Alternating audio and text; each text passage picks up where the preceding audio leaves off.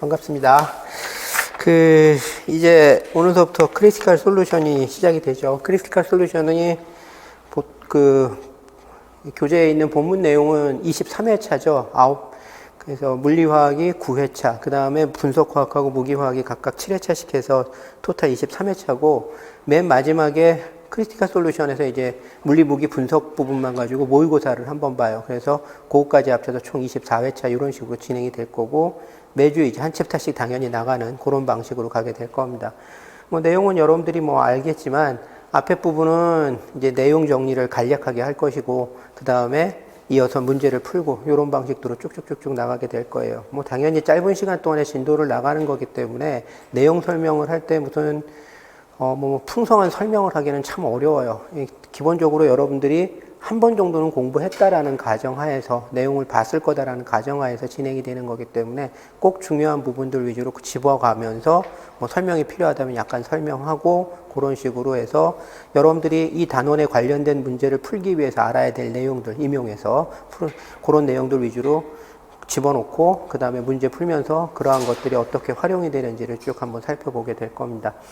그래서 제가 그동안 계속 강의해본 경험에 의하면은 여러분들이 여기에 나와 있는 내용만 다 알더라도 실제 임용해서 몰라서 못 푼다라는 상황까지는 안 갑니다. 보통은 여기에 있는 내용만 알면 임용 문제는 다 풉니다.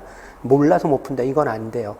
그런 상황이 되지는 않습니다. 다만 이제 연습이 부족하다든지 그래서 예를 들어서 어떤 학생은 문제를 딱 보고 난 다음에 3분, 4분 만에 풀어내는데 어떤 학생은 나는 문제는 풀 수 있어. 근데 이거 문제 풀는데 한 문제 30분 걸려. 이러면 당연히 성적 차이가 왕창 나겠죠. 그러니까 이제 그런 부분, 문제를 풀 수 있다 없다는 공부가 얼마나 되어 있느냐에 관련된 거고, 그 다음에 얼마나 빨리 풀 수 있느냐는 연습에 관련된 부분이에요. 그래서 여러분들이 내가 여기에 있는 내용을 알아. 이 정도에만 만족하지 말고 당연히 임용해서 좋은 성적을 거두시려면 연습도 좀 많이 필요합니다. 그래서 그런 것들을 하게 되면 임용해서 대충 붙는다라고 봅니다. 여러분들 여지껏 나온 기출문제들을 보면 알겠지만 제가 가리키는 크리티컬 솔루션 범위에서 벗어나는 게 거의 불가능해요. 그 다음에 또 하나는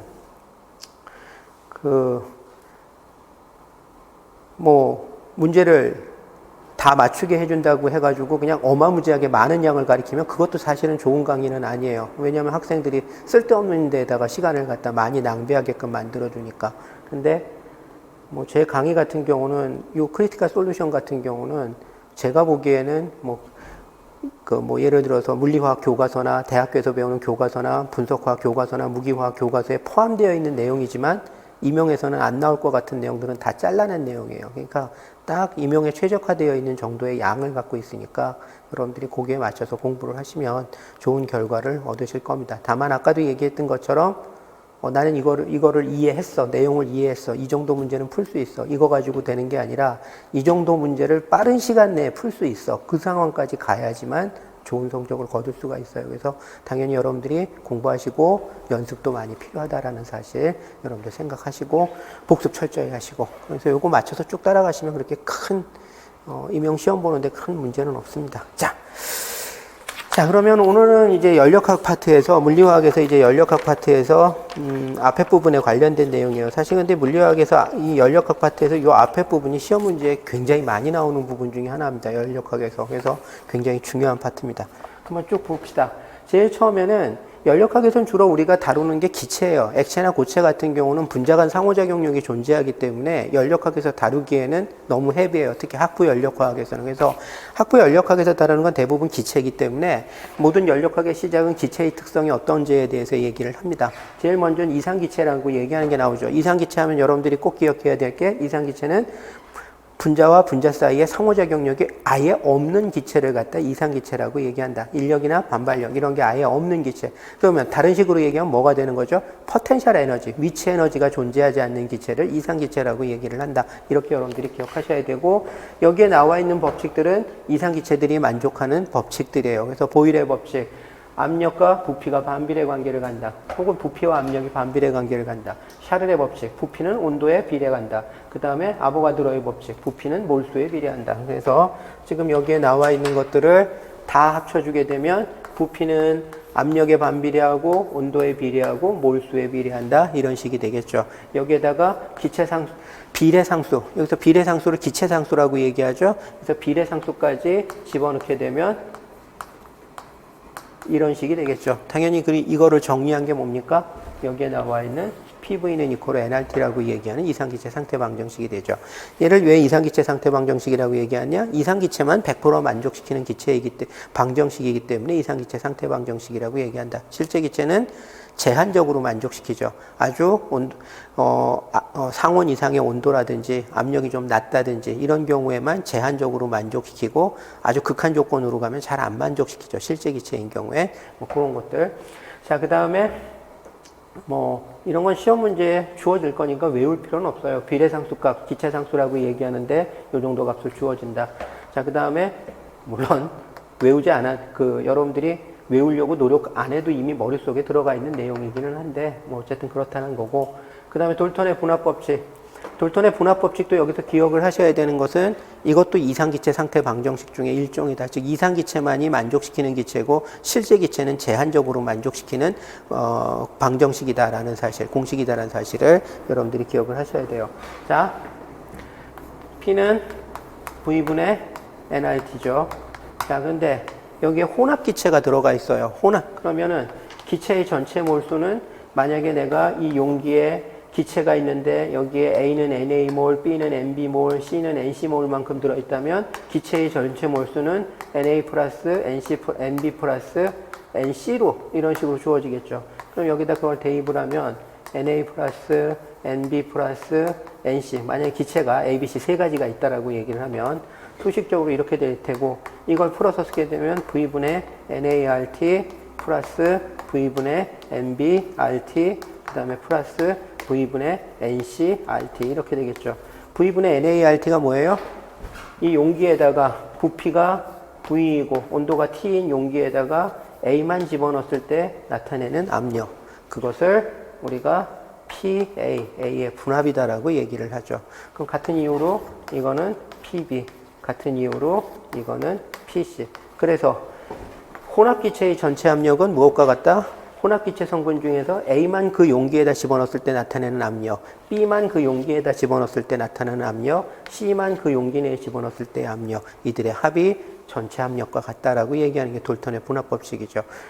자, 근데 내가 여기서부터 여기까지 유도하는 과정에서 뭘 집어넣었죠? 이상기체 상태 방정식 사용했죠. 바꿔서 얘기를 하면은 이건 이상기체 상태 방정식을 적용해서 유도된 결과란 얘기예요. 결론적으로 돌턴의 분합법칙도 이상기체 상태 방정식을 만족시킬 때만 성립이 된다는 얘기죠. 그래서 이상기체 상태 방정식에 파생된 결과 중에 하나다. 이상기체만 100% 만족시키고 실제 기체는 제한적으로 만족시키는 법칙이 돌턴의 분합법칙이다라는 얘기예요.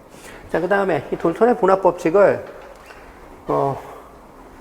P는 이퀄 PA, PB, PC다. PA 플러스 PB 플러스 PC다. 이렇게도 나타내지만 물리화학에서는 요거보다는 조금 요건 일반 화학적인 표현이라고 그러면은 돌턴의 분합법칙을 물리화학에서 나타낼 때는 조금 더 세련되게 표현을 하죠. 어떻게 표현을 하냐면은 요런 식으로 얘기를 하죠.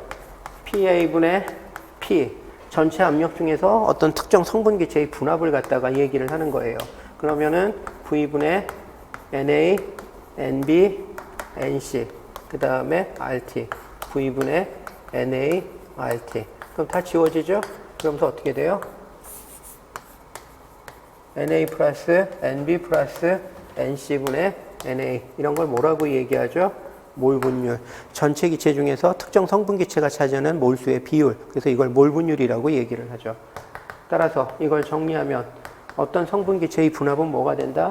전체 기체의 분합에다가 그 혼합 기체에서 A가 차지하는 몰 분율을 곱하게 되면 그게 분합이 된다라고 정리가 될 수가 있죠. 그래서 돌턴의 분합 법칙을 물리화학 측에서 표현할 때는 이렇게 표현을 해요. 그래서 이게 이제 물리화학적인 돌턴의 분합 법칙의 표현이다. 돌턴의 분합 법칙은 나중에 여러분들이 기체 혼합물이나 기체 혼합물에 대한 얘기를 갖다 할 때, 그 다음에 나중에 용액이나 이런 걸 다룰 때 굉장히 중요하게 많이 사용이 됩니다. 이런 형태의 돌턴의 분합 법칙에서 일단 눈에 익혀둬야 되죠. 그 다음에 제가 본 강의를 할 때는 뭐 이거는 꼭 중요하니까 기억을 하여라. 이거는 뭐 그렇게 시험 문제에 나올 가능성은 그렇게 높지는 않지만 이해하는 과정에 필요하니까 봐두고 넘어가나 뭐 이런 잔소리를 많이 해요. 근데 지금 크리티컬 솔루션에서 앞에 내용 정리 부분은 실질적으로 꼭 봐야 될 것들만 요약 정리된 내용이기 때문에 여기에 나오는 내용은 다 알아야 된다라고 여러분들이 생각하시고 공부를 하셔야 돼요. 그러니까 내가 뭐 별치고 뭐고 이런 것들 안 할 거예요. 왜냐하면 다 별이기 때문에 굳이 그런 얘기를 갖다가 할 필요가 없기 때문에 여기에 있는 내용들은 다 아셔야 됩니다. 자, 그 다음에 실제기체와 이상기체의 차이를 갖다가 보여주는 하나의 툴로서 널리 사용이 되는 것이 여기에 나와 있는 압축인자라고 얘기하는 것이 있어요. 압축인자라고 얘기를 하는 것은 정의가 이래요. PV를 NRT로 나누어 준 것이다. 이것을 압축인자라고 정의를 해요. 자, 그런데 이렇게 정의를 해놓으면은 학생들이 맨날 생각하는 게, 저거 1 아니냐? 그쵸. 이상기체일 때만 1이죠. 실제 기체는 PV는 이코로 NRT라는 조건 자체를 만족시키지 않기 때문에 이게 1이 아닌 값을 갖다가 갖게 돼요. 따라서 이게 압축인자 값을 구하고 난 다음에 1이라고 얘기하는 값에 얼마나 가까운지가 이 녀석이 이상기체랑 얼마나 가까운지를 보여주는 거예요. 어떠한 기체의 현재 조건에서 압축인자 값이 1이야. 그럼 실질적으로 이상기체와 같이 행동한다는 얘기예요. 그 조건 하에서는. 반면에 1에서 차이가 굉장히 많이 나. 그러면은 바꿔서 얘기하면 이상기체와 현재의 실제기체 사이에는 차이가 굉장히 크다라는 걸 보여주는 겁니다. 그래서 압축인자라고 얘기하는 것이 바로 이상기체와 실제기체 사이의 차이를 보여주는 가장 좋은 팩터다라는 얘기가 되는 거예요. 자, 그 다음에 요거를 갖다가 그럼 어떻게 해석을 해야 되느냐? G는 이퀄로 PV분의 nRT 요런 식이 되죠. 자, 그리고 난 다음에 리어레인지를 하면 얘를 이쪽으로 붙여요. 그러면 V 오버 N이 되죠. 그 다음에 얘는 아래쪽으로 내려요. RT분의 P가 됩니다. 이거는 뭐죠? 실제 기체의 부피, 현재 기체의 부피, 실제 기체의 부피를 그 기체의 몰수로 나눠준 거예요. 따라서 이것은 우리가 뭐라고 얘기할 수 있느냐? 실제 기체의 현재 부피를 실제 기체의 몰수로 나눠준 거니까 실제 기체의 몰 부피라고 얘기를 할 수 있죠. 자, 그 다음에 P분의 RT라고 얘기를 하는 것은 N분의 V에 해당이 돼요. 뭐에서? 이상기체에서. 이상기체 상태 방정식을 리어레인지를 하게 되면 P분의 RT가 뭐가 되죠? V분의 N이 되죠. 이상기체 상태 방정식에서의 V분의 N이에요. 따라서 이것은 뭐라고 얘기할 수 있죠? 이상기체의 몰부피라고 얘기를 할 수가 있다라는 얘기가 되는 겁니다. 그래서 결과적으로 이 녀석은 실제 기체의 몰부피와 이상기체 몰부피 사이의 비율을 우리가 뭐라고 얘기를 하느냐? 압축인자라고 얘기를 하더라라는 얘기가 되는 거죠. 그래서 압축인자가 1보다 커. 그 얘기는 무슨 얘기예요? 실제 기체의 몰부피가 이상기체의 몰부피보다 크다라는 얘기예요. 예를 들어서 압축인자가 1.2야. 그럼 해당 조건에서 실제 기체의 몰부피는 이상기체에서 예상되는 몰부피의 1.2배다라는 것을 갖다가 얘기를 하는 거다라는 얘기가 되는 겁니다. 그 다음에 보통 우리가 압축인자에 대해서 설명할 때 제일 많이 하는 얘기 중에 하나가 압축인자 값이 1보다 큰 경우와 압축인자 값이 1보다 작은 경우를 어떻게 해석을 해야 되느냐라는 건데, 압축인자가 1보다 크다라는 얘기는 실제 기체의 몰부피가 이상기체의 몰부피보다 팽창되어 있다라는 얘기를 하는 거예요. 그런데 기체의 몰부피가 왜 팽창할까? 실제 기체에는 인력과 반발력이라고 얘기하는 팩터가 존재하죠. 이상기체에는 없는. 그중에서 인력이 작용하면 부피가 어떻게 되죠? 수축이 되죠. 반발력이 작용하면 부피가 팽창이 되죠. 그래서 압축인자 값이 1보다 크다란 조건은 어떤 식으로 생각을 하느냐? 실제 기체에 존재하는 인력과 반발력 중에 반발력이 상대적으로 강한 영향을 끼치고 있다라고 해석을 하는 거예요. 반면에 압축인자 Z값이 1보다 작은 경우에 있어서는 인력과 반발력 중에서 누가 인력이 좀 더 상대적으로 강한 효과를 주고 있다라고 해석을 한다라는 얘기가 되는 겁니다. 그래서 그런 것들을 여기서 봐두시면 돼요. 자, 그 다음에 비리얼 방정식이라고 얘기를 하는 게 있어요. 자, PV는 이퀄로 nRT고 얘를 갖다가 리어레인지를 하면은 P, N분의 V, RT 뭐 이렇게 되죠. 그래서 PVM 오버 RT라고 얘기를 해요. 이게 누구예요? 이상기체 상태 방정식이죠. 이상기체 상태 방정식. 그래서 PV는 이퀄로 nRT라고 얘기하는 이상기체 상태 방정식을 때로는 이렇게도 표현을 갖다 합니다. PVM은 이퀄로 RT다. 뭐 이런 식으로 표현이 돼요. 그래서 이건 이상기체 상태 방정식의 또 다른 형태예요. 자, 실제 기체는 이상기체하고 차이를 보여주죠. 실제 기체와 이상기체 사이에 얼마만큼의 차이가 나타나는지를 우리가 식으로 표현을 할 때 어떻게 하느냐면 PVM을 RT로 나눠줘요. 뭐 좌우 양변을, 이상기체 상태 방정식의 좌우 양변을 RT로 나눠주면 이렇게 나오죠.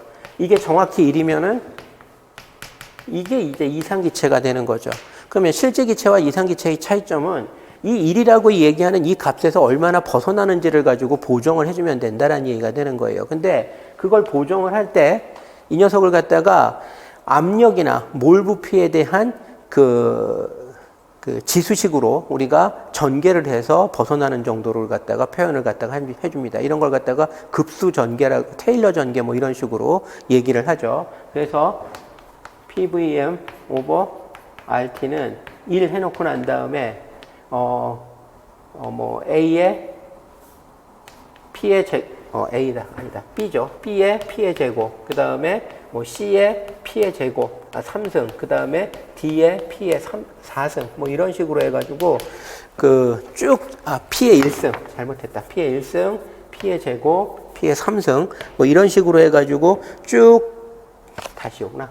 그래서 쭉 이런 식으로 이제 전개를 갖다가 하는 방법이 있고, 또 다른 하나는 PVM 오버 RT를 1로부터 얼마나 벗어나는지를 갖다가 우리가 압력하고 몰 부피는 서로 반비례 관계를 갖고 있죠. 그래서 압력의 1승, 2승, 3승에 대해서 전개를 하는 대신에 몰 부피의 역수의 1승, 2승, 3승에 대해서 전개를 하는 방식을 또 쓸 수도 있어요. 그래서 1 플러스 B에다가 VM분의 1, 그 다음에 C에다가 VM분의 1의 제곱 뭐 이런 식으로 전개를 해서 표현할 수도 있다라는 얘기가 되는 거예요. 이런 식으로 실제 기체와 이상 기체 사이의 차이를 압력에 대한 전개식이라든지 혹은 몰 부피의 역수에 대한 전개식의 형태로 해서 압력과 실제 기체 사이의 차이를 보정해 주는 방식, 이러한 것을 비리얼 상태 방정식이라고 얘기를 하더라라는 얘기가 되는 겁니다. 뭐 여러분들 여기에 나와 있는 것 중에서 이 RT를 이쪽으로 이동을 하면 아까 제가 얘기했었던 그와 같은 식의 형태가 되는 거죠. 자, 이 비리얼 상태 방정식에서 여러분들이 생각을 해야 되는 것이, 그러면 B나 C나 B'나 C'나 이러한 것들이 어떻게 결정이 되는지를 생각을 해야 되는데, 당연히 여러분들이 알고 있죠. 이거 어떻게 결정이 돼요? 실험에 의해서 결정이 된다. 즉 어떠한 뭐 N2 기체다 혹은 O2 기체다 그러면 N2 기체와 O2 기체 이런 것들이 이상 기체로부터 얼마나 어긋나는지를 그래프를 그려놓고 난 다음에 BC 값을 조정을 해가지고 가장 잘 들어맞는 BC 값이 무엇인지를 갖다가 실험에 의해서 결정하는 방식을 사용을 해요. 따라서 B나 C, B-나 C- 이런 비리얼 계수라고 얘기하는데, 비리얼 계수는 실험에 의해서 결정되는 값이다. 뭐 이론적인 백그라운드 없다라는 얘기가 되는 거고, 그 다음에 실험에 의해서 결정이 되기 때문에 당연히 어떻다라는 얘기지?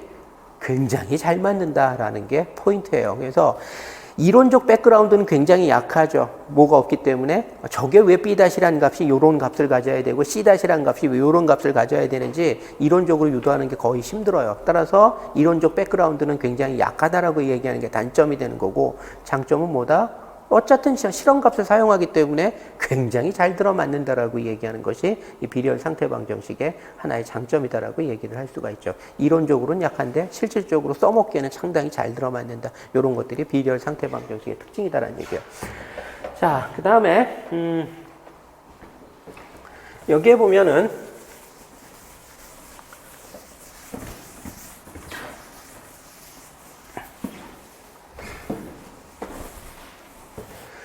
자, 실제 기체의 형태를 갖다가 비리얼 상태 방정식이라고 얘기하는 것은 너무 이론적인 백그라운드가 없죠. 그냥 수학적으로 때려 맞춘 거일 뿐이지 여기 어떤 이론적 백그라운드가 없죠. 그래서 좀 거기에 부족한 감을 느껴가지고 어떤 이론적 백그라운드를 좀 비리얼 상태 방정식에 비해서는 좀 덜 맞지만 이론적인 백그라운드를 갖다가 좀 설명할 수 있는 방법이 없을까 해가지고 어떠한 뭐 이론적인 설명이 가능한 게 없을까 해가지고 등장한 실제 기체의 모델 중에 하나가 판데어바이스 상태 방정식이에요. 그래서 판데어바이스 상태 방정식이라고 얘기를 하는 것은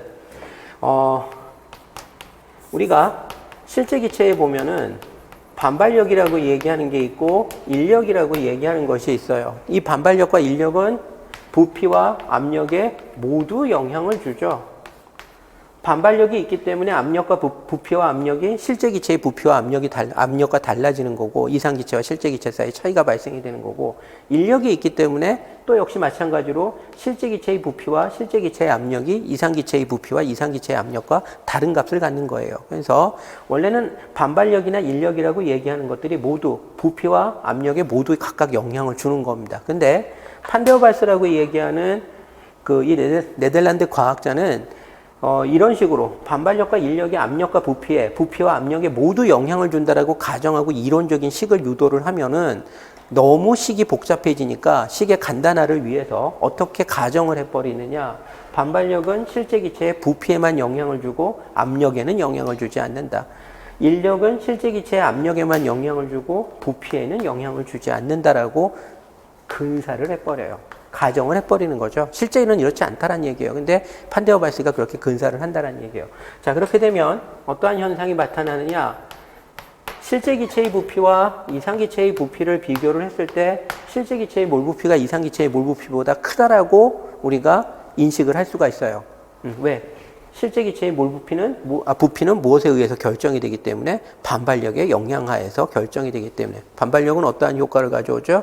기체 입자를 밀어내는 효과를 가져오죠. 그래서 부피 팽창을 가져오죠. 그래서 인력의 영향을 받지 않고 반발력의 영향만을 받는 부피는 이상 기체의 부피보다 크다라는 식으로 근사를 할 수가 있다는 얘기예요. 자, 그 다음에 인력이라고 얘기를 하는 것은 압력을 감소시켜주는 효과를 가져오느냐, 압력을 증가시켜주는 효과를 가져오느냐를 생각을 했을 때, 자, 기체 입자들이 벽면을 때리고 벽면을 밀어냄으로써 압력을 갖다가 발생을 시키는 거죠. 근데 기체 입자들끼리 서로 잡아당겨. 그럼 벽면을 밀어붙이는 힘 혹은 벽면을 때리는 힘이 어떻게 될까? 줄어들겠죠. 그래서 인력이라고 얘기하는 효과는 압력을 감소시켜주는 원인이 돼요. 따라서 그러한 인력에 의해서 지배받고 있는 실제 기체의 압력은 이상 기체의 압력에 비해서 어떠해야 된다? 작아야 된다. 판데어발스는 이런 식으로 식을 유도하였다는 얘기예요. 그러면 실제 기체와 이상 기체의 부피 차이를 갖다가 보정을 해주려면 어떻게 해줘야 되느냐? 여기에다가 뭔가를 더해줘야 되겠죠. 그 더해지는 게 뭐냐? 바로 기체의 몰수에 비례하는 어떠한 값이다라는 얘기가 되는 거예요. NB 이렇게 되는 거죠. 자, 이거를 우리가 뭐라고 생각을 갖다가 하느냐면 이상 기체는 빈 공간으로만 구성이 돼 있어요. 근데 실제 기체는 기체 입자 알갱이하고 공간으로 구성이 돼 있죠. 따라서 빈 공간에다가 실제 기체의 알갱이의 부피를 더해준다면 그것이 전체 부피와 실제 같을 것이다 라고 생각하는 식으로 보정을 해준다라는 얘기가 되는 겁니다. 그래서 요걸 우리가 여기서 B라고 얘기하는 것을 비리얼 계수라고 얘기를 하는데 이 비리얼 계수는 보통의 경우는 뭘 상징을 하느냐? 그 기체의 실제 부피, 알갱이의 부피를 상징한다라고 생각을 합니다. 그래서 실제로는 데이터를 비교를 해보면 고체 상태의 몰 부피하고 아주 똑같지는 않지만 상당히 비슷한 값을 보여줘요. 예를 들어서 고체 상태의 몰 부피가 더 큰 기체는 B값도 더 큰다든지 이런 식으로 나타나는 양상을 갖다가 보여준다라는 얘기가 되는 겁니다. 그래서 대략적으로 기체 상태의 얘를 갖다가 응고시켜서 고체 상태가 됐을 때 고체 상태가 되면 입자들이 다닥다닥 붙어 있죠. 그래서 알갱이의 부피라고 우리가 근사할 수가 있겠죠. 그 값하고 굉장히 비슷한 값을 보여주는 게 요 비리얼 계수 B값이다라고 생각을 해주면 돼요. 그럼 이게 대략 고체의 몰 부피야. 거기다 몰수를 곱하면 N몰의 알갱이 부피가 나오는 거죠. 그거에다가 빈 공간의 부피를 더하면 실제 기체의 부피가 나온다. 뭐 이런 식의 개념이에요. 자, 그 다음에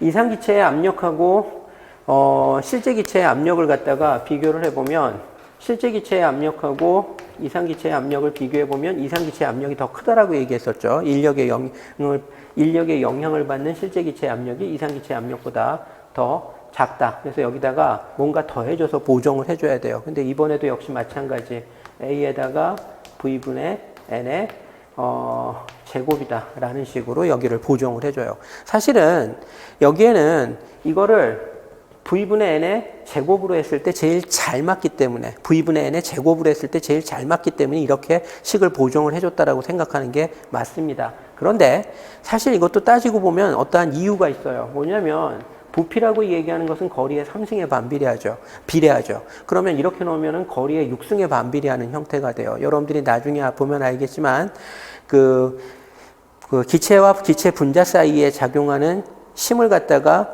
그 인력하고 반발력으로 나눠 놓을 수가 있죠. 그 중에서 인력 파트가 거리의 6승에 반비례합니다. 그렇기 때문에 사실은 이걸 V의 제곱으로 했을 때 가장 잘 들어맞는다라고 얘기를 할 수가 있어요. 레나드 존스 포텐셜이라는 거 보이죠? 레나드 존스 포텐셜에서 보면은 인력 파트가 거리의 6승에 반비례해요. 근데 이게 거리의 3승, 그럼 제곱하면 거리의 6승이 되죠. 인력에 대한 가장 효율적인 보정은 V의 V분의 1에 제곱을 했을 때 잘 들어맞는다라는 얘기예요. 그 이유가 레나드 존스 포텐셜상에서 입자와 입자 사이의 거리의 상호작용력이 입자와 입자 사이의 상호작용력이 거리의 6승에 반비례하기 때문에 그렇다라는 얘기예요. 자, 어쨌든 이런 식으로 주어진다는 얘기예요. 그러면은 여기에서 우리가 이상기체 상태 방정식에서 PV는 이코로 nRT라고 주어주는 이상기체 상태 방정식에서 이상기체의 압력이죠. 이게 이상기체 상태 방정식이니까 이 이상기체의 압력에다가 이거 집어넣으면 돼요. 자, 그 다음에 이 녀석을 리어레인지 시키면은 이상기체의 부피는 실제 기체의 부피에서 마이너스 NB를 한 것과 똑같죠. 그래서 이 녀석을 여기다 갖다 집어넣으면 된다라는 얘기예요.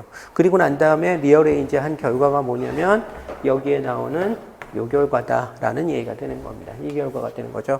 여기서 일로 넘어가는 거는 분모 분자를 몰수 n으로 나눠주면 돼요. 여기에 분모와 분자를 몰수 n으로 나눠주게 되면 요 n 없어지고 얘는 뭐가 돼요? n분의 v가 되죠. 그럼 몰 부피가 되는 거죠. 그래서 이런 식으로 해서 표현이 된다라고 생각을 해주시면 되는 겁니다. 그래서 같은 식이에요. 판데어발스 상태 방정식은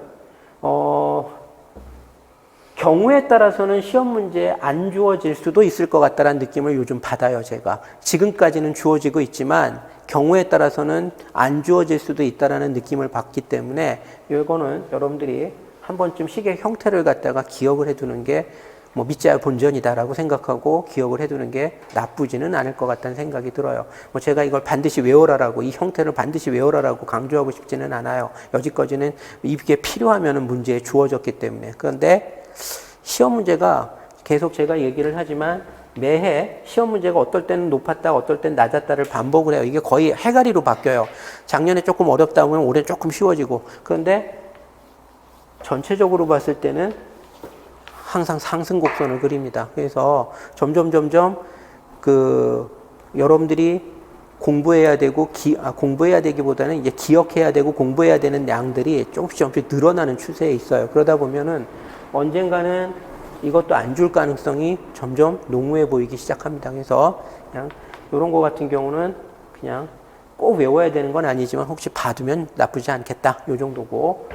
그러니까 공식 자체를 그 판데어발스 상태 방정식이 무엇인지에 대해서는 정확히 이해해야 되고 그 다음에 이 공식의 형태는 뭐 꼭 암기까지는 아니지만 알아두어서 나쁠 건 없다라는 거고 그 다음에 여기서 꼭 여러분들이 이해해줘야 되는 것 중에 하나가 뭐냐면 AB 이걸 갖다 판데어발스 계수라고 얘기를 해요. 근데 AB는 어떤 특성을 갖고 있느냐? 이거는 기체의 종류에 의해서 결정이 된다라는 얘기가 되는 거예요. 여기에 보면은 B-C- 이런 것들도 어떻게 된다라고 얘기했었죠? 기체의 종류에 따라서 실험에 의해서 결정되는 값이라고 얘기했었죠? 판데어발스 계수도 역시 마찬가지예요. 기체의 종류에 따라서 실험에 의해서 결정이 되는 것이 여기에 나와 있는 판데어발스 계수다라는 얘기가 되는 겁니다. 자, 그 다음에 여기에 보면은 보일 온도라고 얘기하는 것이 있어요. 보일 온도는 일단 기본적인 특성이 뭐냐면 실제 기체가 이상기체에 가장 가깝게 행동하는 온도를 우리가 보일 온도라고 얘기를 합니다. 예를 들어서 이쪽이 압축인자고 이쪽이 압력이라고 얘기를 했을 때 여기가 1이죠. 자, 통상적으로 이런 행동 양상을 보여주죠. 그런데 온도를 변화시켜주면 이게 곡선이 이렇게 돼요. 그러다가 특정한 온도에 도달하게 되면 이 녀석이 어떻게 되느냐면 실질적으로 1하고 거의 똑같은 값을 보여주면서 사실은 1보다 약간 크지만 이렇게 밑으로 내려가는 부분이 존재하지 않는 형태. 실질적으로 이 1라인, 1이 뭐죠? 이상기체죠? 이상기체의 값하고 완전히 동일하게 행동하는 온도가 있어요. 이때의 온도를 우리가 뭐라고 얘기를 하냐면 보일 온도다라고 얘기를 하는 겁니다. 그 다음에, 요거보다 온도가 올라가기 시작하면은 대략적으로 어떻게 되느냐. 이게 보일 온도가 이상기체에 가장 가까운 온도이기 때문에 이거보다 온도가 올라가면 오히려 이상기체로부터 멀어져요. 그러면서 어떻게 되느냐? 이런 식의 양상을 가져요. 그래서 뭐 이건 좀 과장되게 그리긴 했는데 여기서 제가 얘기하고자 하는 바는 뭐냐면은 압축 인자값이 항상 1보다 크면서 온도가 높아지면서 점점 1로부터 더욱더 멀어지는 식의 양상을 보여준다라는 얘기가 되는 거예요. 그래서 보통 일반화학 정도 공부한 학생들이 가장 많이 갖는 5개념 중에 하나가 뭐죠? 항상 온도가 높아지면 이상기체에 가까워진다라고 착각을 하고 있는데 정확히는 그게 아니라 보일 온도에 가까워질수록 이상기체에 가까워지는 겁니다. 그리고 보일 온도보다 오히려 더 높아지면 반대로 이상기체로부터 계속 멀어지게 돼요. 그래서 무조건 온도를 높인다고 이상기체에 가까워지는 게 아니라 보일 온도에 가까워질수록 이상기체에 가까워진다고 생각해야 되고, 근데 학생들이 그런 착각을 하는 이유, 온도가 높을수록 이상기체에 가까워진다라고 착각을 하는 이유는 뭐냐? 바로 그 보일 온도가 굉장히 높아요. 그렇기 때문에 보일 온도가 뭐 300K, 400K 이런 게 아니라 수천 K인 경우가 거의 대부분의 실제 기체에서 관찰되는 결과예요. 그러니까 보통 수천 K 도달할 때까지는 무조건 이상기체에 가까워지죠. 그러니까 학생들이 온도가 높을수록 이상기체에 가까워진다라고 생각을 하는 겁니다. 근데 보일 온도는 어쨌든 한계가 있는 온도예요. 예를 들어서 보일 온도가 3000K야. 그러면 3000K까지는 온도가 높아질수록 이상기체에 가까워지지만 3000K 이후서부터는 어떻게 된다는 얘기예요? 온도가 높아지면 이상기체에서 멀어지게 된다는 얘기예요. 그 다음에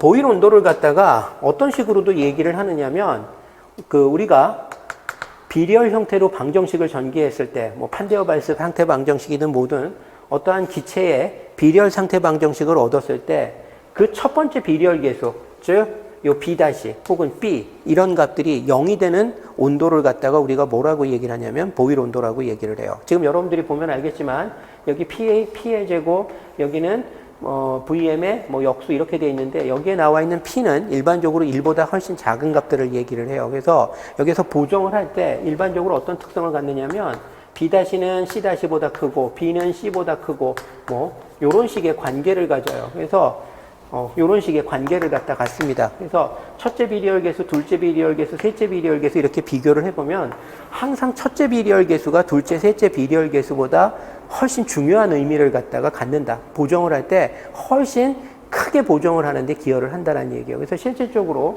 많은 경우에 근사를 할 때 어떤 식으로 표현을 하느냐면 RT에다가 1 플러스 B-P, 그 다음에 RT에다가 1 플러스 B에다가 VM분의 1, 뭐 이런 식으로 근사를 한다는 얘기예요. 왜? 뒤에 부분으로 가면 갈수록 보정에 기여하는 바가 적기 때문에 보통은 첫째 한 가지만 기여를 하더라도 충분히 근사적으로 써먹을 수 있어서 이런 식으로 근사한다는 얘기예요. 이것의 의미는 뭐죠? 이게 만약에 실제 기체와 가장 가깝게 행동한다는 얘기는 바로 이 첫째 비리얼 계수값이 어떻게 된다는 얘기예요? 0이 된다는 얘기예요. 이 첫째 비리얼 계수값이 0이 돼버리면 어떻게 되죠? RT분의 PVM 값이 1이 돼버리죠. 그러면서 이상기체와 비슷한 행동 양상을 보이게 되겠죠. 그래서 우리가 보일 온도를 갖다가 정의를 할 때 흔히들 또한 뭐라고도 얘기를 하느냐. 첫째 비리얼 계수, B-나 B 이걸 얘기를 하죠. 그래서 첫째 비리얼 계수가 0이 되는 온도. 여기서 그럼 우리가 또 하나 뭐를 알 수 있죠? B, C 같은 비리얼 계수는 어떠한 특성을 갖는다? 온도에 따라서도 값이 변한다라는 사실을 알 수가 있어요. 그래서 B, C 같은 비리얼 계수는 그 온도에 따라서 값이 변하는데 그 중에서 첫째 비리얼 계수가 0이 되는 온도가 있을 거예요. 그 온도가 이상기체에 가장 가깝게 행동하는 온도라고 우리가 생각할 수 있다는 얘기예요. 그래서 우리가 어떠한 실제 기체를 비리얼 상태 방정식으로 전개를 했을 때 첫째 비리얼 계수가 0이 되는 온도를 우리가 보일 템퍼레처라고도 얘기를 한다라는 얘기가 되는 겁니다. 그래서 그런 걸 기억을 해두시면 되고, 여러분들이 판데어발스 계수하고 차이점하고 비리얼 계수하고의 차이점을 생각을 해야 되는데, 판데어발스 계수의 AB 있죠. 스몰 a, 스몰 b. 이건 기체의 종류에 의해서만 결정이 돼요. 온도가 변한다고 해서 그 값이 변하지는 않습니다. 근데 비리얼 계수, 실험에 의해서 결정이 되는 비리얼 계수는 온도에 따라서도 값이 바뀔 수 있다. 기체의 종류뿐만 아니라 온도에 따라서도 값이 바뀐다는 사실을 여러분들이 여기서 알 수 있겠죠. 자, 그 다음에 여기에 보면은 임계상수에 대한 얘기가 나오는데, 그러면 그 임계 상수라고 얘기를 하는 것은 어떻게 결정이 되는 거냐? 그럼 임계 온도라고 얘기를 하는 거, 임계 온도, 임계 압력, 임계 부피라고 얘기하는 것은 뭐를 얘기를 하느냐? 요건 뭐냐면은 우리가 어떠한 특정한 일정 온도 조건에서 T를 일정하게 유지한 상태에서 압력을 계속 증가를 시키게 되면 어떠한 현상이 나요? 기체가 압축이 되다가 액화가 돼가지고 액체로 변하죠. 그런데 특정 온도 이상으로 올라가기 시작하면은 아무리 압력을 가하더라도 기체에서 액체로 상전이 하는 것을 관찰할 수 없는 상태가 돼요. 그러한 현상이 처음으로 관찰되는 온도를 우리가 임계 온도라고 얘기를 하더라라는 얘기가 되는 겁니다. 정확히 얘기하면 압력에 의해서 기체에서 액체로 상전이 하는 걸 관찰할 수 없다라는 표현보다는 액체와 기체 사이에 구분이 안 되기 때문에 그러한 상전이가 더 이상 불가능해지는 온도, 그러한 온도를 우리가 임계 온도라고 얘기를 할 수가 있다라는 얘기예요. 자, 이건 뭐 별건 아니지만 여러분들이 물리화학에 대한 이해를 위해서 조금만 더 소개를 한다면은 우리가 기체, 액체, 고체를 갖다가 얘기를 할 때 액체와 기체를 묶어서 유체라고 얘기를 해요. 그래서 유체와 고체로도 나누는데 그걸 나누는 기준이 뭐냐면 고체라고 얘기하는 것은 입자의 병진 운동이 가능한 거예요. 근데 액체나 기체는 병진 운동이 불가능합니다. 그래서 병진 운동이 가능하냐 불가능하냐에 따라서 고체와 유체로 나눠요. 그러면 유체를 구성하고 있는 액체와 기체는 그럼 무엇에 의해서 나누어지느냐? 운동론적으로는 구분이 안 돼요. 액체와 기체 모두 병진운동, 회전운동, 진동운동이 다 가능하기 때문에 액체와 기체를 운동론적으로 구분하는 건 이제 불가능해요. 그럼 액체와 기체를 구분하는 유일한 차이는 뭐냐? 입자 간의 거리, 몰 부피에 의해서 결정이 된다라는 얘기가 되는 겁니다. 자, 우리가 폐쇄된 용기 내에다가 액체를 집어넣고 얘가 증발을 해서 자신의 증기하고 일종의 상평형을 이루고 있다라고 생각을 해봅시다. 당연히 증기는 기체겠죠. 이러한 상태에서 온도를 높여가면서 얘의 몰 부피가 어떻게 되는지를 갖다가 한번 생각을 해봅시다. 내가 얘를 가열을 하고 있어요. 가열을 하면 개의 온도가 올라가겠죠. 그러면서 어떠한 일이 일어나는지를 보면은 처음에는 액체와 기체 사이의 몰 부피 차이가 무지하게 많이 날 거예요. 액체, 요거 기체. 그런데 온도를 높여주면 높여줄수록 어떠한 현상이 나타나요? 액체는 약간의 열 팽창이 일어나죠. 온도를 높이면 모든 기체는 액체는 열 팽창을 하니까. 그러니까 액체의 몰 부피는 아주 미세하지만 조금씩 감소하는 양상을 보여줘요. 자, 근데 기체는 어떻게 돼요? 이 안에 폐쇄된 공간 내에 기체의 몰수가 계속 증가하죠. 그럼 어떻게 돼요? 기체의 몰 부피가 계속 증가한다라고, 기체의 몰 부피가 점점 증가한다라고 얘기를 갖다가 할 수 있는 상황이 되는 거죠. 그래서,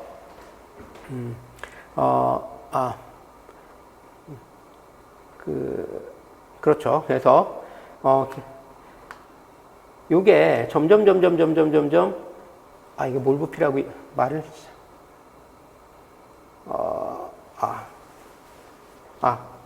내가 말을 잘못했어. 요걸 요렇게 표현하는 게 조금 더 좋겠어요. 몰 부피가 아니라 이쪽이 온도고 입자 간의 거리로 표현하는 게 훨씬 더 직관적이겠죠. 그래서 입자 간의 거리로 봅시다. 자, 그러면 아까 얘기했었던 것처럼 액체가 입자 간의 거리? 그냥 몰 부피가 맞다. 입자 간의 거리가 아니지. 입자 간의 거리, 왜 갑자기 이러냐. 입자 간의 거리가 아니라 몰 부피가 맞죠. 그래서 기체는 액체 같은 경우는 열 팽창을 하니까 몰 부피가 감소하고, 그 다음에 기체 같은 경우에 있어서는 지금 제한된 공간 내에 기체의 몰수가 계속 증가를 하면서 부피는 그대로 있는데 몰수가 계속 증가를 하게 되는 거죠. 그래서 몰 부피가 계속 상승을 하죠. 그러다가 결과적으로는 어떻게 되느냐면 어느 순간서부터 두 개 사이에 몰 부피가 같아지면서 구분이 안 되는 거예요. 그래서 말을 잘못했다. 밀도. 이게 맞다. 밀도로 얘기를 했을 때 액체는 가열을 해주게 되면, 미안합니다. 액체는 가열을 해주게 되면 열 팽창을 하니까 밀도가 감소하고, 그 다음에 기체는 어떻게 돼요?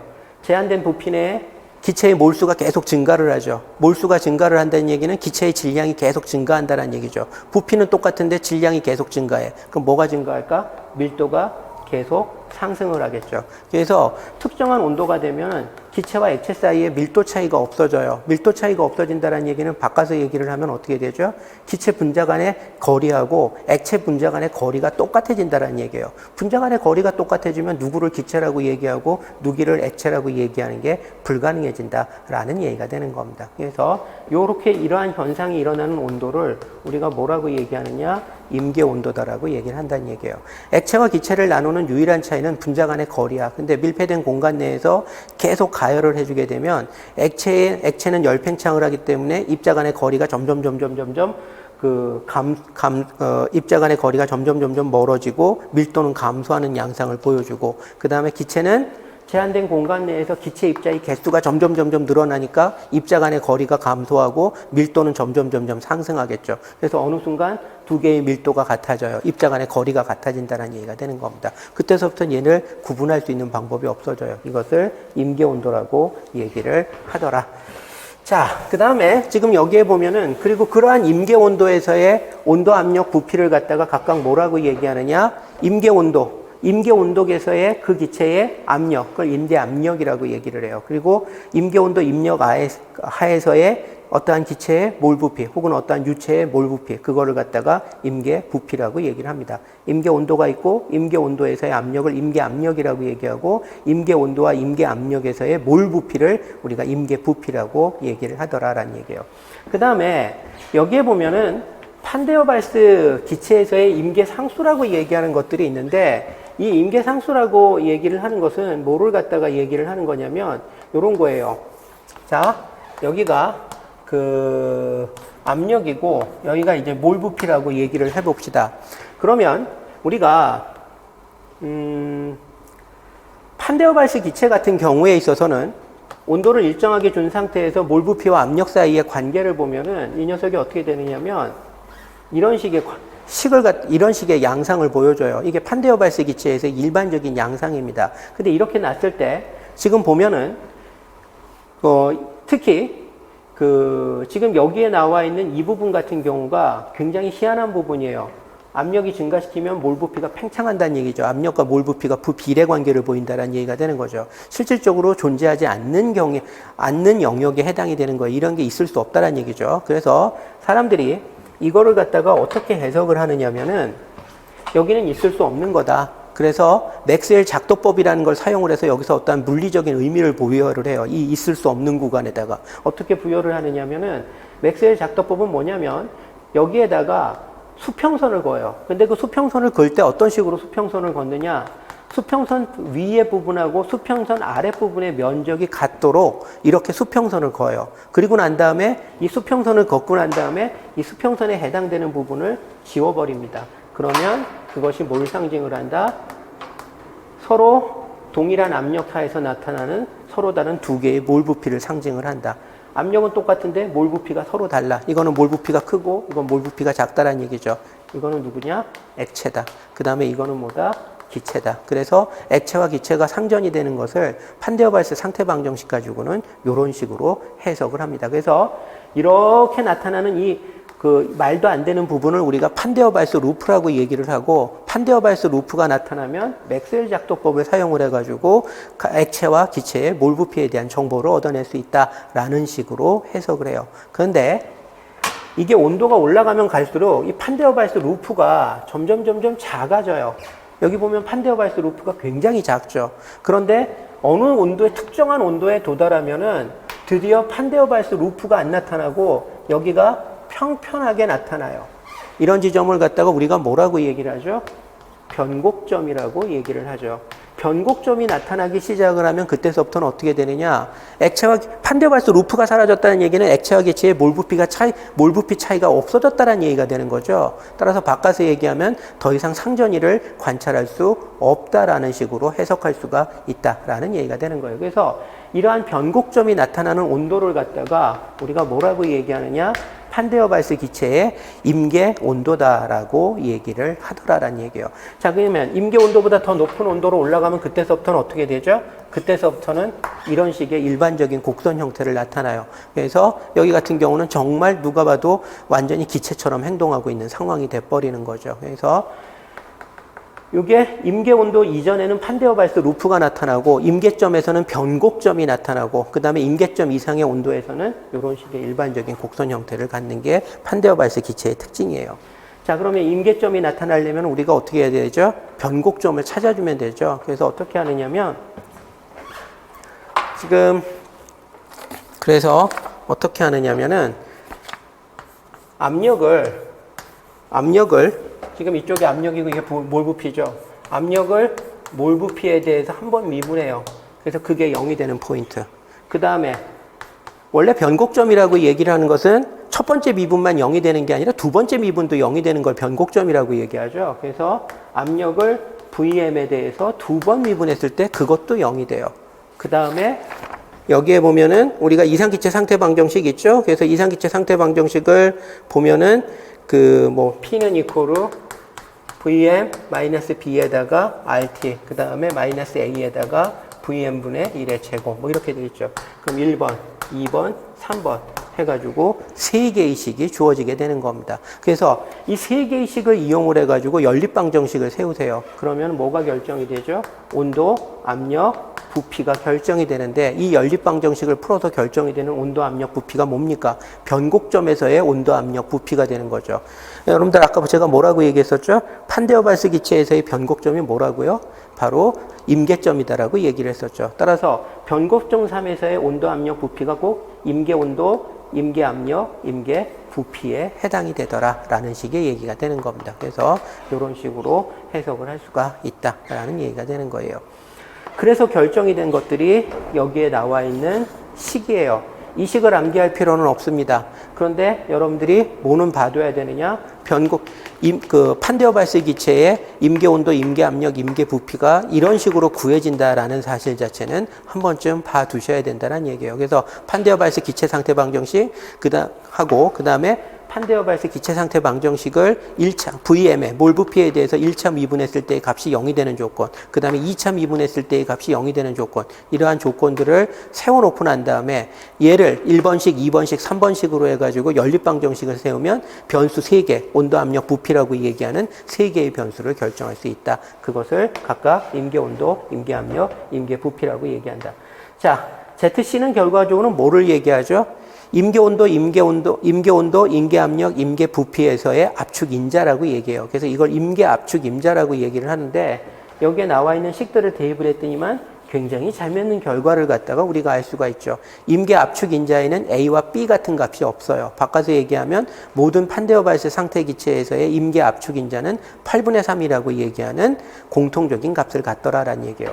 임계온도나 임계압력이나 임계부피에는 A나 B 같은 어떠한 변수값들이 들어가 있어요. 근데 A, B는 어떤 특징을 갖죠? 기체의 종류에 따라서 달라진다라고 얘기했었죠. 그래서 임계 온도, 압력, 부피는 기체의 종류에 따라서 다른 온도, 압력, 부피를 가져요. 근데 임계 압축인자는 모든 기체가 다 똑같이 8분의 3이라는 값을 갖게 된다라는 얘기가 되는 겁니다. 그래서 그런 특성이 있다는 거고, 여기 대응 상태의 원리라고 얘기하는 것이 있는데 이 대응 상태의 원리라고 얘기를 하는 것은 뭐를 얘기를 하느냐면은 대응 상태의 원리라고 얘기를 하는 것은 우리가 환산 온도 압력 부피라고 얘기하는 것이 있어요. 환산 온도 압력 부피는 뭐를 얘기를 하냐면 현재의 온도가 그 해당 기체의 임계 온도의 몇 배에 해당되는지로 환산을 해서 표현을 하는 거예요. 그걸 갖다가 우리가 reduced temperature 혹은 환산 온도라고 얘기를 해요. 예를 들어서 임계 온도가 2000K야. 그런데 현재의 온도가 1000K야. 그럼 환산 온도는 얼마가 되는 거죠? 0.5. 이런 식으로 되는 걸 환산 온도, 압력, 부피 이런 식으로 얘기를 한다는 얘기예요. 근데 여러분들 이 판데어발스 상태 방정식, 여기에 주어져 있는 이 판데어발스 상태 방정식에다가 이 판데어발스 상태 방정식에다가 P 대신에 이 판데어발스 상태 방정식 P는 이코로 Vm 마이너스 B의 RT에다가 마이너스 A에다가 Vm분의 1의 제곱에다가 자 우리가 보면은 아까 얘기했었던 것처럼 압력이라고 얘기하는 것을 갖다가 임계 압력으로 나눠주게 되면 이게 환산 압력이라고 얘기를 했었죠. 따라서 실제 압력이라고 얘기를 하는 것은 임계 압력에다가 환산 압력을 갖다가 곱한 거죠. 그래서 이런 것들을 여기다가 그 다음에 T에다가도 역시 마찬가지로 TR 곱하기 TC 이런 식으로 해서 집어넣고 VM이라고 얘기를 하는 것도 역시 마찬가지로 VR 곱하기 VC로 대체를 해서 집어넣어요. 그리고 난 다음에 정리한 것을 우리가 뭐라고 얘기를 하느냐? 요런 식의 형태를 갖게 되더라는 얘기예요. 이거 판테어발츠 상태 방정식이에요. 판테어발츠 상태 방정식인데 PVT 대신에 환산 온도, 환산 압력, 환산 부피를 사용한 판테어발츠 상태 방정식이다라는 얘기예요. 그래서 판테어발츠 상태 방정식을 갖다가 정리를 해놓고 봤더니만 되게 신기한 형태가 됐죠.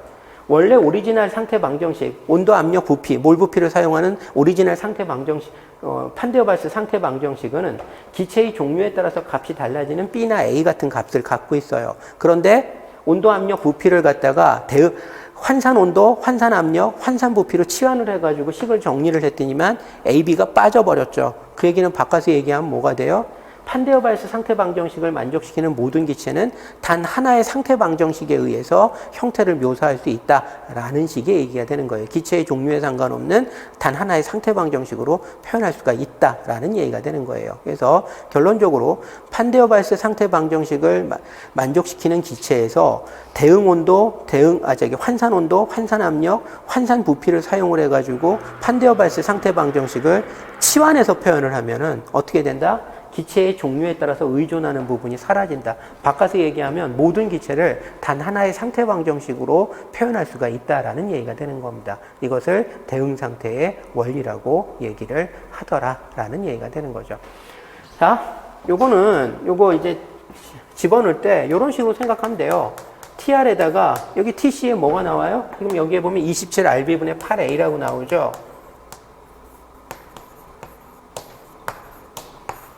요거를 어디다 갖다 집어넣으면 된다는 얘기예요. T 들어갈 자리에 이거 대신 집어넣으면 된다는 얘기예요. 그래서 그런 식으로 해서 정리를 하면 최종적인 결과에서는 A, B가 몽땅 사라지고 다음과 같은 상태 방정식을 얻게 된다는 얘기예요. 이걸 대응 상태의 원리라고 얘기를 합니다. 자, 여기서까지는 이제 기체에 대해서 배웠고, 이제 본격적으로 연력학에 대해서 이제 얘기를 하게 될 거예요. 연력학 같은 경우에 첫 번째는 연력학 제1법칙이 나오죠. 연력학 제1법칙은 에너지의 변화량은 1과 열의 합이다 라고 표현이 되는 게 연력학 제1법칙이에요. 자, 에너지라고 얘기를 하는 건 뭐죠? 1로 전환될 수 있는 잠재력을 갖다가 그 에너지라고 얘기를 해요. 근데 그 잠재되어 있는 1의 양이 전환이 될 때 100% 1로 전환이 되느냐? 그렇지 않다라는 얘기예요. 일부는 열로도 전환이 된다라는 얘기가 되는 거예요. 그러면 1과 열의 차이점은 뭐냐? 1이라고 얘기를 하는 것은 에너지가 전달이 될 때 방향성을 갖고 규칙적으로 전달이 되는 것을 우리가 1이라고 얘기를 해요. 반면에 열이라고 얘기를 하는 것은 에너지가 전달이 될 때 방향성이 없이 모든 방향으로 무질서하게 전달되는 그거를 갖다가 우리가 열이라고 얘기를 하는 겁니다. 바꿔서 얘기하면 1이라고 얘기를 하는 것은 에너지의 전달 경로 중에 질서 있는 경로를 얘기를 하는 거고, 열이라고 얘기를 하는 것은 에너지의 전달 경로 중에 무질서한 경로를 갖고 있어요. 자, 어떠한 입자가 에너지를 갖고 있는데 그 에너지가 변했어. 그 에너지가 변할 때 그 변화된 에너지 중에 일부는 1의 형태로 전환이 되고 일부는 열의 형태로 전환이 된다. 바꿔서 얘기를 하면 정확히 이런 식으로 표현할 수가 있는 거죠. 에너지의 변화량 중에 일부는 질서 있는 경로를 통해서 전달이 되고 한 일부는 무질서한 경로를 통해서 전달이 되는데, 일부는 방향성이 있는 경로를 통해서 전달이 되고 일부는 방향성이 없는 경로를 통해서 전달이 되는데, 방향성이 있는 경로를 통해서 전달된 에너지의 양과 방향성이 없는 경로를 통해서 전달된 에너지의 양을 합쳐주게 되면 그게 에너지의 전체 변화량과 같다.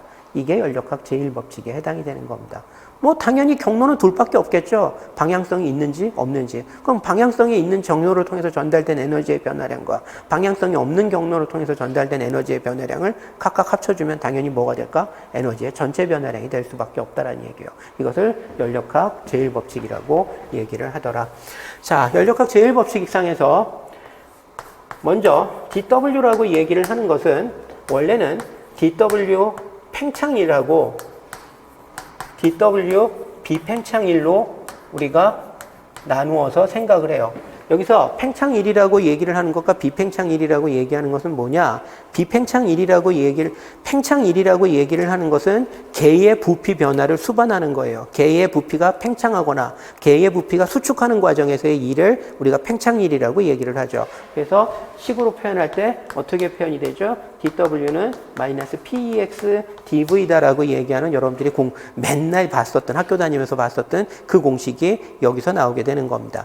자, 그 다음에 여기에 비팽창일이라고 얘기를 하는 것은 일이 전달이 됐는데 개의 부피가 변화가 일어나지는 않아. 일의 형태로 어떠한 에너지가 전달이 됐는데 그게 개의 부피를 변화는 수반하지 않는다라는 얘기예요. 즉 개의 부피를 수반하지 않는 상태에서의 일의 형태, 그것을 우리가 뭐라고 얘기를 하냐면 비팽창일이라고 얘기를 한다는 얘기예요. 근데 이 비팽창일이 그럼 어떤 거냐? 어떻게 하면 부피 팽창 없이 그 일이라고 얘기하는 에너지가 전달이 되겠느냐, 일의 형태로 에너지가 전달이 되겠느냐라고 했을 때 제가 맨날 모델로 드는 게 뭐냐면 우리가 학교 다닐 때 사용했었던 유리막대 있죠. 유리막대를 여기다 집어넣고 수조에다 집어넣고 내가 막 휘저으면 어떠한 일이 일어나죠? 거기에서 내가 휘젓는 과정에서 분명히 유리막대를 갖다가 물속을 휘젓는 과정에서 분명히 에너지가 전달이 됐을 거예요. 근데 그 전달된 에너지 혹은 일이라는 결과 때문에 이 수조에 있는 물의 부피가 늘어나느냐, 그거 아니더라라는 얘기가 되는 거죠.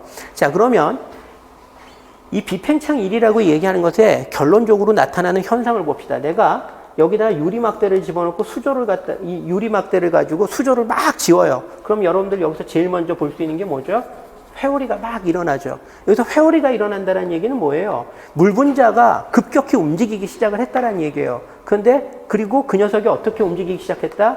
방향성을 갖고 요렇게 움직이는 방향성을 갖고 에너지가 증가를 했다라는 얘기가 되는 겁니다. 분명히 일이 전달이 됐어요. 그렇지만 개의 부피, 용기 내의 액체의 부피가 팽창하지는 않았다라는 얘기가 되는 거죠. 그래서 이 비팽창일이라고 얘기를 하는 것은 전달이 됐을 때 나타나는 대표적인 현상이 뭐냐면 개에 존재하는 입자들의 운동 에너지가 증가하긴 증가해요. 근데 이 녀석이 어떤 식으로 증가하느냐? 뺑뺑뺑뺑 도는 방식으로, 즉 순환하는 방식으로 에너지가 증가하더라라는 얘기가 되는 거예요. 그래서 개를 구성하고 있는 입자의 회전 운동 에너지를 한쪽 방향으로 회전하는 이런 방식의 회전 운동 에너지를 증가시켜주는 방식의 에너지의 전달 경로, 그것을 우리가 비팽창일이라고 얘기를 하더라라는 얘기가 되는 거예요. 비교를 해보면, 자, 우리가 예를 들어서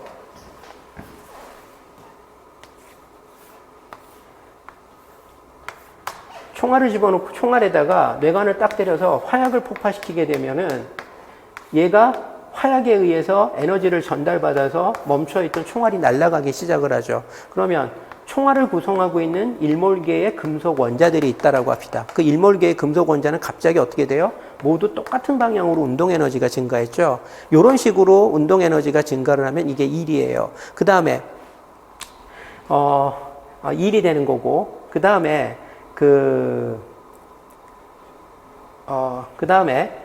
반면에 여기 이 비팽창일이라고 얘기를, 그 다음에 요건 이제 일의 일반적인 특성이 되는 거고, 그 다음에 우리가, 자, 그래서 만약에 팽창일이라고, 요건 이제 일에 대한 얘기고, 팽창일이라고 얘기를 하는 것은 예를 들어서 여기가 2atm, 바깥이 1atm인데 내가 손을 확 치우면 얘가 부피 팽창을 하겠죠. 그래서 어떻게 돼요?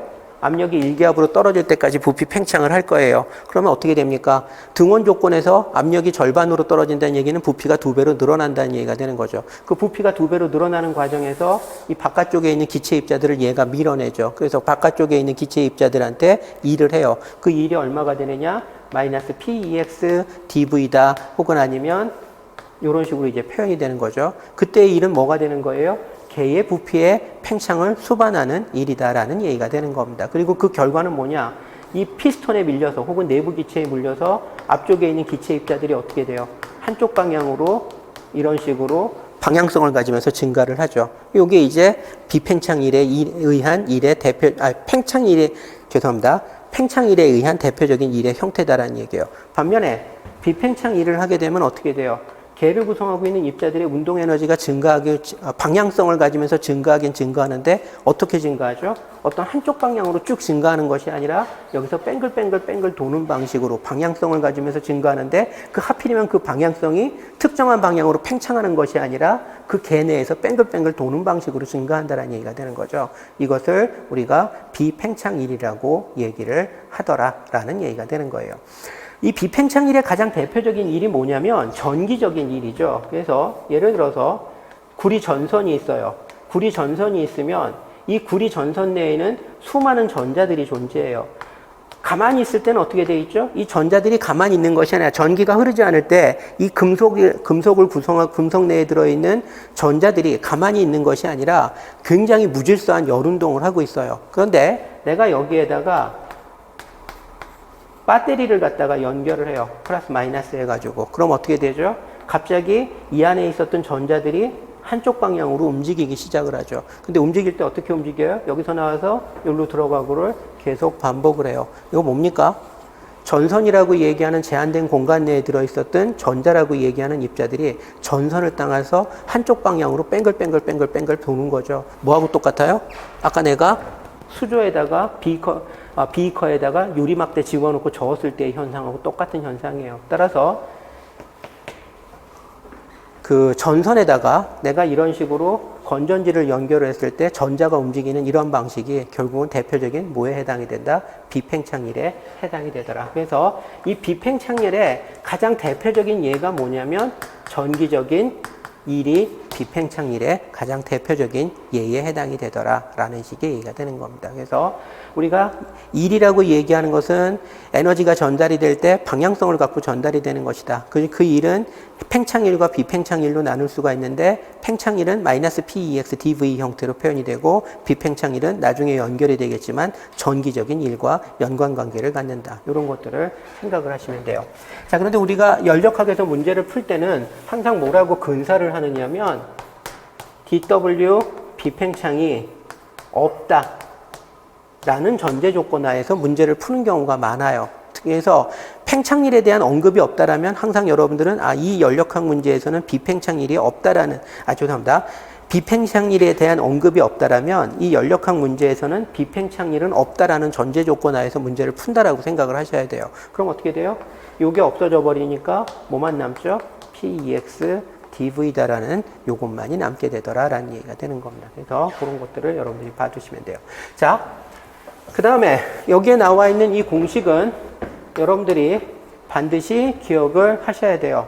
요거는 별 하나 가지고도 모자르죠. 2개씩 쳐줘야 되죠. 이거 반드시 기억을 하셔야 됩니다. 자, 한번 봅시다. W라고 얘기를 하는 것이 있는데 하나는 뭐냐면 등원 조건에서 등압 비가역 팽창 2를 하는 거예요. 여기서 온도가 일정하다는 얘기는 개의 온도가 일정하다는 얘기가 되는 거죠. 그 상태에서 여기서 등압은 PEX가 일정하다는 얘기예요. 우리가 보통 어떠한 등부피 조건이다, 등원 조건이다, 등압 조건이다 이런 얘기가 들어보면은 다 그건 개의 무엇이 일정하다는 얘기예요. 근데 교과서에 나온 내용 중에서 등압 비가역 팽창에서의 이 등압은 개의 압력이 일정하다는 얘기가 아니라 그 외부의 압력이 일정하다 이런 식의 의미로 사용이 되는 거예요. 외부의 압력이 일정한 상태에서 개의 온도는 일정하고 외부의 압력이 일정한 상태에서 비가역적으로 팽창하는 상태, 이것을 우리가 등원, 등압, 비가역 팽창이다라고 얘기를 한다는 얘기예요. 보통 보면은 등원이라는 얘기가 빠져 있죠. 근데 당연히 여기에는 등원이라는 얘기가 실질적으로 있으나 뺀 얘기예요. 여기서 등원이라는 얘기는 개의 온도가 일정하다는 얘기예요. 개의 온도가 일정한 상태에서 외부의 압력이 일정한 상태에서 비가역적으로 팽창하는, 개의 온도와 외부의 압력이 일정한 상태에서 비가역적으로 팽창하는 상태를 얘기를 하는 겁니다. 자, 그러면 이것도 한번 봅시다. 일이라고 얘기를 하는 것은 거시적인 일의 양이죠. dW는 뭐죠? 미시적인 일의 양이에요. 일의 미소양이죠. 일의 미소양을 연속적으로 적분을 하면 그것이 뭐에 해당이 된다? 일의 총량, 일의 거시적인 양이 되더라. 당연히 수학적으로 너무나 타당한 얘기예요. 자, 그 상태에서 dW는 마이너스 PEX dV 이런 식으로 주어져 있죠. 자, 이거는 dW의 정의죠. 여기서 일로 넘어갈 때는 전제 조건이 뭐죠? 비팽창 일이 존재하지 않는다라는 전제 조건이 되면 일 자체가 팽창일밖에 없고 팽창일은 마이너스 PEX dV가 되고 이렇게 되겠죠. 자, 그 상태에서 내가 가역 조건이 들어가게 될 거예요. 가역적인 상태는 개와 주위가 평형을 갖다가 이룬 상태에서 변화가 일어나는 거기 때문에 외부의 압력하고 개의 압력이 똑같아져 버려요. 그래서 이 부분을 마이너스 PDV 이런 식으로 변환을 할 수가 있습니다. 당연히 비가역적인 조건에서는 외부와 개의 압력은 아무 상관이 없게 되는 거죠. 그렇지만 가역적인 조건이라면은 둘이 같은 값을 갖게 돼요. 자, 그 다음에 여기서 P를 보면은 이상기체 상태 방정식을 적용을 하면 P는 V분의 nRT가 되겠죠. 그러면 마이너스 nRT에다가 인테그랄 V분의 1의 dV 이렇게 되겠고, 지금 이 녀석을 처음 부피서부터 나중 부피까지 적분을 갖다가 해주시면 되죠. V분의 1을 적분하면 뭐가 되죠? lnV. 그래서 마이너스 nRT에다가 ln VF 오버 VI. 그래서 이 녀석이 뭐냐면 등원 가역 과정에서의 일에 해당이 돼요.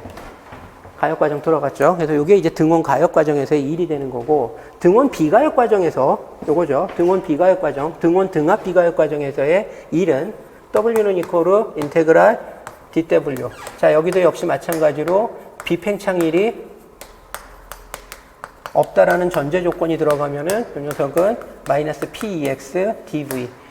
자, 그 다음에 지금 이 녀석 같은 경우에 있어서는 가역 조건이 아니니까 P를 뭘로 PEX를 P로 바꿀 수는 없죠. 그래서 자, 그런데 여기에서 PEX가 일정하다라는 등합 조건이 들어가 버리죠. 가역 조건이 없는 대신에 PEX가 일정하다라는 등합 조건이 들어가면은 PEX를 이제 우리는 뭘로 취급할 수 있다? 상수 취급할 수 있다. 상수는 당연히 적분기호 바깥으로 자유롭게 나올 수가 있죠. 자, dV, V의 미소 변화량이에요. 걔를 적분하면 뭐가 되죠? V의 거시적인 변화량이 되죠. 그래서 VI, VF, 마이너스 PEX 델타 V, 혹은 아니면 VF 마이너스 VI 이런 식으로 가겠죠. 그래서 이게 등온, 등합, 비가역 팽창에서의 일의 양이 되는 거고, 그 다음에 정확히 얘기하면 팽창일의 양이 되는 거고, 그 다음에 이 녀석은 등온 가역 과정에서의 팽창일에 해당이 된다라는 얘기가 되는 겁니다. 그래서 여기에 이런 식으로 각각 표현이 되더라라는 얘기예요. 비가역 과정, 가역 과정. 그래서 자, 그 다음에 여기에 보면 열의 계량화에 대한 얘기가 나오는데, 자, 요거는 뭐를 갖다가 얘기를 하는 거냐면,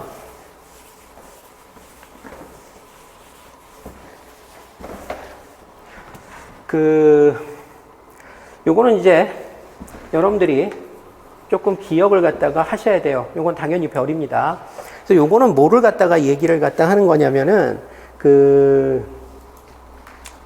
실제 기체의 연용량 같은 경우에 있어서는 몰 연용량이죠. 이게 보면은 이게 보통 이렇게 열역학에서 해서 아래 첨자로 써놓는 게 일정하게 유지되는 어떠한 조건을 얘기를 하는 거예요. 그래서 Vm이다라고 표현하면 몰수가 일정하고 부피가 일정하고 이런 식의 얘기가 되는 겁니다. 그래서 1몰당 이런 얘기가 되는 거죠. M이라고 얘기하면 보통 몰당을 얘기를 하죠. 그래서 CV라고 얘기를 하는 것은 부피가 일정한 상태에서 열 용량을 갖다가 얘기를 하는 거예요. 몰당 열 용량을 얘기를 하는 거고, CPM이라고 얘기를 하는 것은 압력이 일정한 상태에서 몰당 열 용량을 갖다가 각각 얘기를 하는데, 실제 기체에서의 일정 부피 열 용량이나 실제 기체에서의 일정 압력 몰 열 용량은 당연히 실험에 의해서 결정이 되는 거예요. 근데 이상 기체 같은 경우에 있어서는 어떻게 돼요? 이상 기체는 이 세상에 존재하지 않는 기체죠. 따라서 그 몰 열 용량을 어떻게 해줘야 된다? 실험에 의해서 결정이 되는 것이 아니라 이론에 의해서 유도를 할 수밖에 없다는 얘기예요. 그래서 지금 여기에 나와 있는 것은 이상기체를 단원자 이상기체, 선형 다원자 이상기체, 비선형 다원자 이상기체 이런 식으로 나눠놓고 난 다음에 이들의 열 용량 값을 갖다가 이론적으로 유도한 결과가 여기에 나와 있는 이 결과다라는 얘기가 되는 겁니다. 자, 먼저 여기에서는 이상기체에서의 CPM과 CVM 사이의 차이를 갖다가 이런 식으로 표현을 갖다가 하고 있어요. CPM과 CVM의 차이를 갖다가 보면은, 자, CPM이다라고 얘기하는 것은, 먼저 CP부터 봅시다. 이 CP의 정의서부터. CP의 정의는 엔탈피를 등압 조건에서 온도를 변화시켰을 때 엔탈피가 얼마나 변하느냐. 이거를 갖다가 우리가 CP라고 얘기를 해요. 자, 그 다음에 요거를 이제 몰당으로 환산을 하게 되면 CPM이 되는 거죠. 자, 그 다음에 CV라고 얘기를 하는 것은 정의가 뭐냐면 일정 부피 조건에서 온도를 변화시켰을 때 개의 내부 에너지가 얼마나 변하느냐, 에너지가 얼마나 변하느냐를 갖다가 우리가 CV다라는 식으로 이제 표현을 갖다가 합니다. 자, 그런데 지금 여러분들이 알다시피 엔탈피라고 얘기를 하는 것은 U 플러스 PV로 주어져 있죠. 그래서 엔탈피에다가 U 플러스 PV를 집어넣고 난 다음에 유도를 하게 되면 파샬 해놓고 난 다음에 파샬 T T분의 파샬 해놓고 난 다음에 U 플러스 PV로 주어지죠. 그 다음에 이거를 전개를 하게 되면은 파샬 T 오버 파샬 U에 그 다음에 이렇게 해서 요거를 전개를 하면은 파샬 T에 파샬 U 이렇게 들어가고 요거는 파샬 T에 파샬 PV로 주어져요. 자, 그런데 여기에다가 이상기체 상태 방정식을 집어넣으면 어떻게 되죠? 파샬 U 오버 파샬 T 그 다음에 플러스 해놓고 난 다음에 요게 PV가 nRT가 되죠. 그래서 파샬 T 오버 파샬 nRT가 돼요. 자, 그런데 지금 여기에 보면은 내부 에너지를 온도에 따라서 어떻게 변하는지를 보면은 그걸 우리가 뭐라고 얘기를 하죠? CV. 그 다음에 nRT를 T에 대해서 편미분을 하면 뭐가 나오죠? nR. 그래서 최종적으로 어떤 관계를 갖느냐면 CP는 CV 플러스 nR이다라고 얘기하는 관계를 가져요. 그 다음에 이걸 몰당으로 환산하면 어떻게 돼요? 좌우 양변을 몰수로 나눠주면 되죠. 그러면 CPM은 요거죠, 요거. n분의 CP는 n분의 CV 플러스 R이다. 이렇게 되겠죠. n분의 CP가 뭡니까? 이게 바로 CPM이죠. 그래서 결과적으로는 CPM 1몰당 1등압 열 용량을 갖다가 얘기를 하죠. CPM은 CVM에다가 플러스 R이다 라는 결과를 갖게 됩니다. 그게 여기에 나와 있는 거죠. 이 식은 이거하고 똑같아요. CP는 이코르 CV 플러스 NR이다 라고 얘기하는 거하고 이 식은 똑같은 내용입니다. 어쨌든 이런 식으로 관계를 갖는다. 단 어디서? 이상기체에서만. 우리가 이거 식 유도할 때 여기다 뭐 집어넣었어요? PV는 nRT 이상기체 상태방정식 집어넣어서 유도를 했죠. 이상기체 상태방정식 집어넣어서 유도한 결과니까 이상기체에만 쓸 수 있다라고 해석을 해야 되겠죠. 실제 기체는 잘 안 맞을 수도 있다라는 얘기야. 근데 이상기체인 경우엔 항상 저 조건이 성립이 된다라는 얘기고. 자, 그 다음에 여기에 보면은 단원자 이상기체, 선형 다원자 이상기체, 비선형 다원자 이상기체 해가지고 CV와 CP에 대한 얘기가 쭉 나오는데 단원자 이상기체 같은 경우에 있어서는 단원자 이상기체라고 얘기를 하면 헬륨이나 네온 이런 애들이 이상기체와 같은 행동 양상을 보인다는 얘기예요. 이 얘기에는 이상기체는 일단 포텐셜 에너지, 위치 에너지가 존재하지 않죠. 그래서 내부 에너지를 봤을 때 이게 내부 에너지죠. 내부 에너지는 운동 에너지와 위치 에너지로 나누어지는데 그 중에서 이상기체가 돼버리면 위치 에너지가 존재하지 않기 때문에 내부 에너지 이코르 곧 운동 에너지가 돼버려요. 이상기체인 경우에. 실제 기체인 경우는 아니죠. 실제 기체는 위치 에너지, 포텐셜 에너지가 존재하죠. 근데 이상기체는 포텐셜 에너지가 없기 때문에 내부 에너지 이콜 곧 운동 에너지가 되더라. 자, 그 다음에 운동 에너지 같은 경우도 일단 세 가지로 나눠질 수가 있는데 하나는 병진 운동 에너지고 또 다른 하나는 진동 운동 에너지고 또 다른 하나는 회전 운동 에너지고 이렇게 되겠죠. 자, 그런데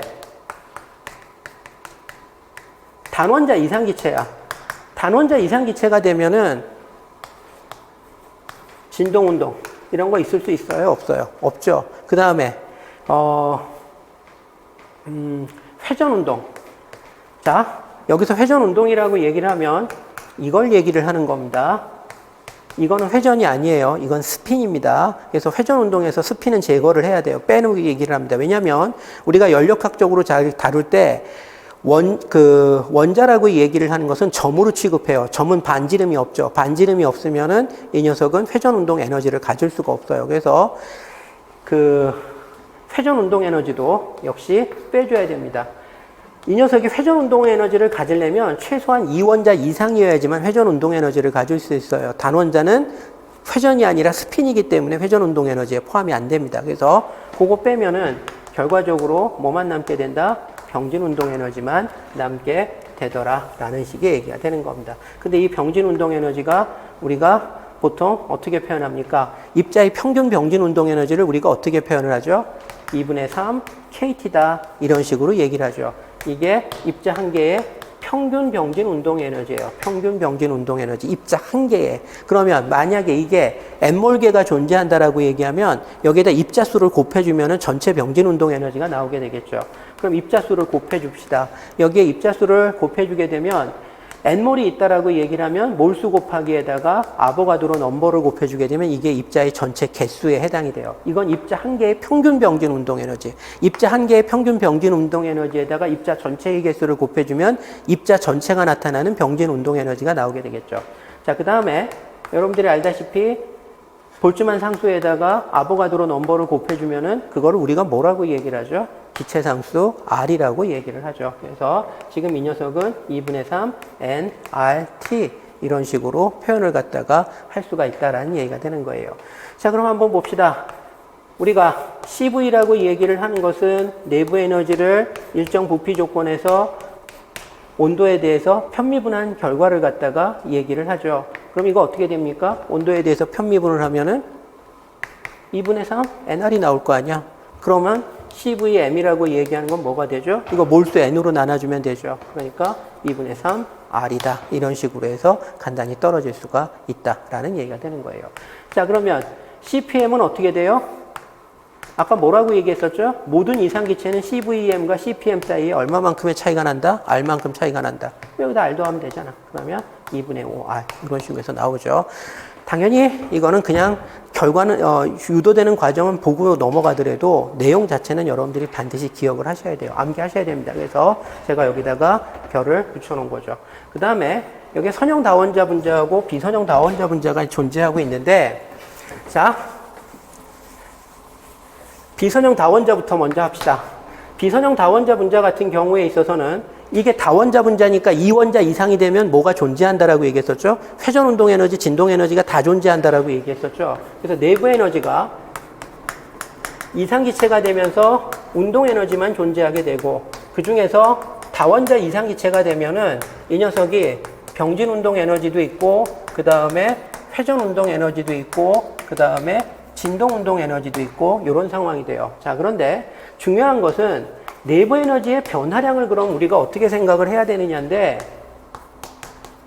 당연히 그러면 병진 운동 에너지의 변화량, 회전 운동 에너지의 변화량, 진동 에너지의 변화량을 모두 다 더하면은 그게 내부 에너지의 변화량에 해당이 되겠죠.